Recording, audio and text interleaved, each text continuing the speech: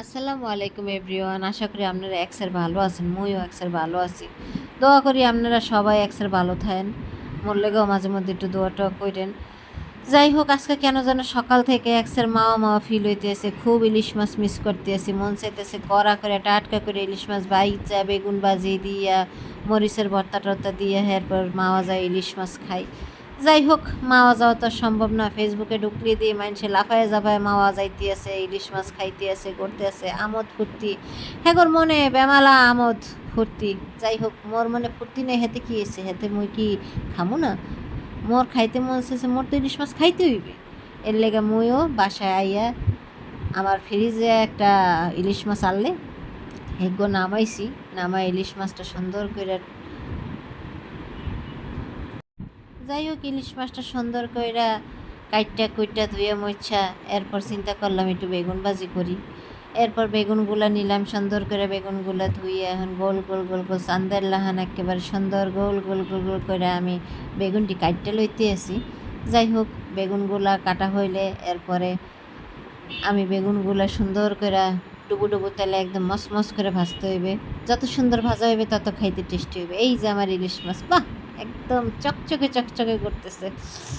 আহ, দেখি জিভে পানি চলে আসলো, কি আর করার। যাই হোক, খাইতে যেহেতু মন চাইছে, মনের মাধুরী মিশেই আমার ইলিশ মাছটা রাঁধতে হইবে। তো চিন্তা করতে আছি, কিছু ইলিশ আমি ভাজ্যা রাখবো আর কিছু ইলিশ আমি সরিষা দিয়ে রান্না করব। বাজা ইলিশটা যদি আমার পোলাপাইন একসের ভালো খায়, যাই হোক, তাদের জন্য আমি কিছু পিস ভাজ্যা উঠে রাখতে দিব আর কিছু পিস আমি সরিষা দিয়ে রান্না করবো। সরিষা দিয়ে ইলিশ খাবো না তা কি হয়? সরিষা ইলিশের মজাই অন্যরকম। যাই হোক, এবার আমি কত্থানি তেল দিলাম। কত্থানি তেল দিয়ে এর মধ্যে মাছটি সুন্দর করে সুন্দর করে একদম সাইড করে এরপর মাছগুলা কড়াইতে দিয়ে দিলাম। যাই হোক বন্ধুগণ, আপনারা আমার ভাঙ্গা ফ্রাই প্যান দেখা হাসছেন না বা আমাকে নিয়ে দুঃখ প্রকাশ করেন না। আমি আবার একটু অন্যরকম মানুষ ভাই। আমার ওই যে কথা আছে না, যতক্ষণ শ্বাস ততক্ষণ আস। তা আমি আবার হে টাইপের মানুষ, যতক্ষণ আছে ততক্ষণ তো এটা দিয়ে চালাইতেই হইবে। হ্যান্ডেল ভাঙছে তাতে কী হয়েছে, কাজ তো চলে। আর আমার এই ফ্রাই প্যানটার মধ্যে মাছটা একেবারে কী সুন্দর দেখছেন, ওলট পালট করে একেবারে উল্টাই না যায়, একটা মাছ একটু লাগিয়ে পড়ে না। এটাই শান্তি, আর কি লাগবে? ওর হ্যান্ডেল নাই দেখে কি ওকে আমি অবহেলা করবো? কখনোই না। আর মুই অপচয় করা পছন্দ করি না। মোর একেবারে অপচয়কারী শয়তানের ভাই। আর কেউ অপচয় করলেও হ্যাঁ মুই দেখতেরি না, আর মুই নিজেও করি না। তো সেই কারণে আমি এই ফ্রাই প্যান হালাই নেই। আমার নতুন ফ্রাই প্যান আছে, খেয়ে আমি নামাই নেই। না, দরকার নেই, এটা দিয়েই আমার চলতে আছে। আমার কাছে লাঠি খুন্তি যা আছে আমি তা নিয়েই ঝাঁপাইয়ে পড়ছি আপনাদের মাঝখানে। যাই হোক, এখন মাছগুলা লাল লাল করে ভাজা হয়েছে, দেখছেন? ওরে বাবা, একদম মসমসে ভাজা হয়েছে, সর্বনাশ! একদম মসমসে লাল লাল ভাজা হয়ে গেছে ইলিশ মাছগুলা। এখন এই ইলিশ মাছগুলো আমি উঠাই নেব। বেশি ভাজলে কিন্তু তেতো হয়ে যাবে, বেশি ভাজার দরকার নাই। এরকম লাল লাল মসমসে হইলে ইয়া ভাজা তুলে ফেলাইতে হইবে। আসলে কি, মুই তো রান্না বান্না জানতাম না, রানতে বানতেও পারতাম না। তো মুই মোর হাবড়ির কাছ থেকেই টুকটাক করে যেটু পারছি হেডুই হিক্কা রাখছি, হেডুই আমলের নিছি। নাইলে দেখা গেছে জীবনে কি করে খাবো? বুড়া গাড়ারা তো রান্দা বেড়ে খাওয়াইতে হবে, সংসার তো চালাইতে হবে। মাতারি মানুষরা রানতে পারবে না, হেয়ে কি হয়? তা মুই মোর হাবড়ির কাছ থেকে যেটু পারছি হেডু হিক্কা রাখছি। জানি না কডু হেঁকতে পারছি আর কোনো হেঁকতে পারি নাই, তাও চেষ্টা করি মাঝে মধ্যে, যখন যা পারি তখন হেয়েলে ঝাপাইয়া রেসিপি করা শুরু করি।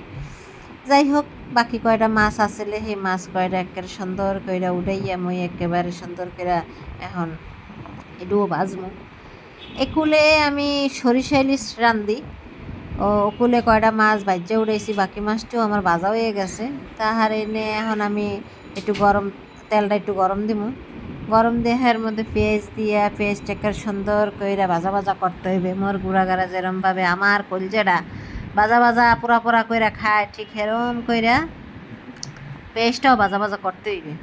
যাই হোক, এর মধ্যে একটু আদা পেস্ট, রসুন পেস্ট, একটু হলুদ দিলাম, একটু মরিচের গুঁড়ি দিমু, একটু লবণ দিমু, একটু ধনিয়ার গুঁড়ি, একটু জিরার গুঁড়ি। আপনাকে ঘরে যে যে মশলা আছে এই তো ব্যাপাকের ঘরেই আছে টুকি টাকি। হলুদ মরিচ জাতীয় খাবার, যাই খাবা হলুদ মরিচ দিতে হইবে। হলুদ মরিচ ছাড়া কোনো তরকারি রান্দাই যাইবে না, অসম্ভব। এইটা একটা জাতীয় খাবারের পরিচিত। আমার মতে এটার জাতীয় মশলা ঘোষণা করা উচিত। যাই হোক, এই মশলা দিয়ে সুন্দর কইরা মশলাটা কষাইয়া একেবারে মাখো মাখো মাখো মাখো করতে হইবে। যাই হোক, এখন সুন্দর করে মশলাটা কষাইতে হইবে। মশলাটা যত কষাইন্য হইবে তত কিন্তু টেস্ট হইবে। তো টেস্ট যদি খাইতে চান তাহলে কষ্ট সহকারে ধৈর্য ধৈর্যে এরপর মশলাটা কষাইতে হইবে।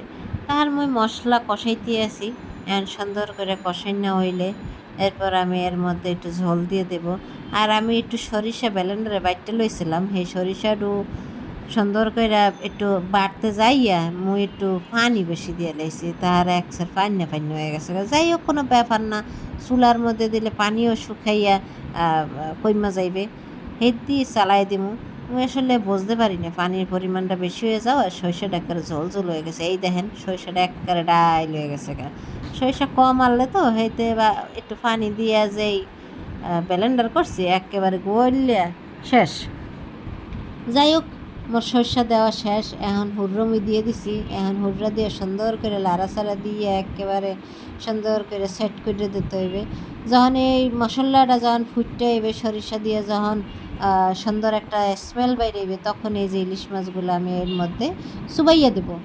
এর মধ্যে দিলে হইবে কি, মাছটাও নরম হইবে আর সরিষাটাও সরিষারটাও আস্তে আস্তে গুণ হয়ে হইবে, তখন মাখা মাখা হইলে একটা স্বাদ লাগবে। যাই হোক, একে একে মাছগুলো আমি দিচ্ছি। মাছগুলো কি সুন্দর সরিষার মধ্যে সাঁতার কাটতে আছে, বাহ, দেখা পরানটা জুড়াই গেলে, একেবারে ডুবু ডুবুর সাঁতার কাটতে আছে, সরিষার মধ্যে হাতর কাটতে আছে ইলিশ মাছ। এই যে মুই ভাজা মাছ কগ্গ রাইখা দিছি, মোর গুড়াগারা যদি খায়। আর এই কুলে মুই বেগুনগুলা যে গোল গোল করে চান্দের লাহান কুইটটা থইছিলাম, সেই বেগুনগুলোর মধ্যে হলদির গুঁড়ি দিছি, মরিচের গুঁড়ি দিছি, লবণ দিছি, একটু ধনিয়ার গুঁড়িও দিছি, দিয়ে হেরে সুন্দর করে মাখাইছি। মাখাইয়া একটু ঝাল একটু বেশিই দিছি, কারণ বেগুন ভাজি একটু ঝাল ঝাল না হইলে টেস্ট হয় না, মোর দ্বারা ভালো লাগে না। আর মোরা বরিশালের মানুষ কিন্তু একসে ঝাল খাই, আপনারা কেডা কিরম খান জানি না, তবে মোরা বরিশালের মানে একসে ঝাল খাই। এই কুলে মোর সর্ষে ইলিশ হইয়ে গেছে, মুই ধনিয়া পাতা কুইটে হের মধ্যে একটু ছিড়াই দিলাম যেন বাসটা ভালো হয়। ধনিয়া পাতা, এই বিলাতি ধনিয়া পাতার বাসটা একসে সুন্দর। আহা, এই কুলে মোর বেগুন ভাজাগুলা একেবারে টস টসে মস মস হয়ে গেছে। চেয়ারা দেখছেন কি সুন্দর সিলিক মারতে আছে আমার বেগুন ভাজিগুলা, বাহ, দেখকেই পরানটা জুড়ে গেছে। খামু কতক্ষণে, দেখকেই তো ফুর্তিতে পেটটা বইটা যেতে আছে। যাই হোক, এখন মোরা বেগুনগুলা উড়াই লই, বেশি বাজলে পুজে যাইবে, আর পোড়া জিনিস খাওয়া যায় না, তেতা তেতা লাগে। তবে মুই যে সেদিন কাসকি মাছের ছেঁচড়া পোড়াটা দেখাইছিলাম, সেইটা খাওয়া যায়। সেই পোড়া আর এই পোড়ার মধ্যে তফাত আছে।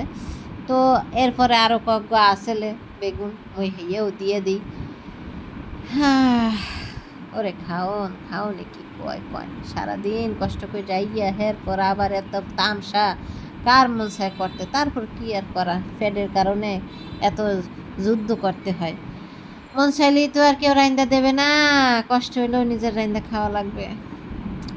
যাই হোক, বেগুনগুলো দিয়ে দিলাম। এখন এই বেগুনগুলো ঠিক ওইরকম করে লাল লাল করে ভাজতে হবে। এই যে এইগুলো আমার বেগুন ভাজি হয়ে গেছে আমার ভাজা ইলিশ মাছ, বাহ, খাওয়ার জন্য এখন সব প্রস্তুত।